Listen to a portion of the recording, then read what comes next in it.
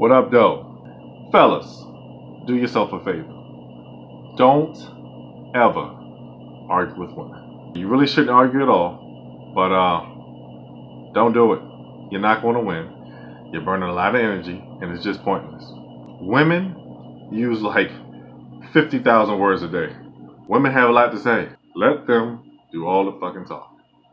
The moment you start arguing, you've lost. She's reeled you in.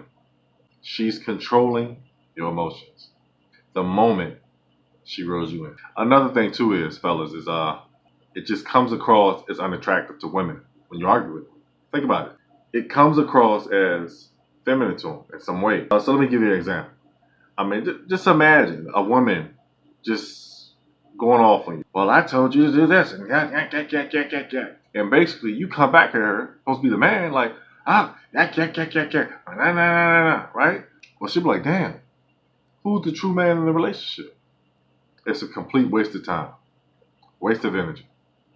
Generally, women like men that are cool, calm, and collected all the time. No matter the situation, they don't panic. They just cold. So when a man is cool, calm, and collective, it just gives that woman like basically this man is in control. Another thing too is that when men don't argue at times, sometimes women don't know what to think. I mean, when you're tapping into their emotions, you should display a don't give a fuck attitude. Straight like that. Never let a woman put you out of your masculine frame. Don't stoop to their level. It shows a sign of weakness. It displays that you're immovable and steadfast. If you tap into their emotions, you're giving them the upper hand. And as much as women may not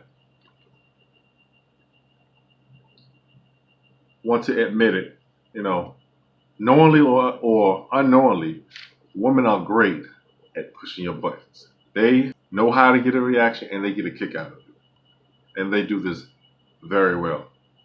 Women thrive to get a reaction out of you. And when they don't, you've neutralized them. And it just keeps them wondering.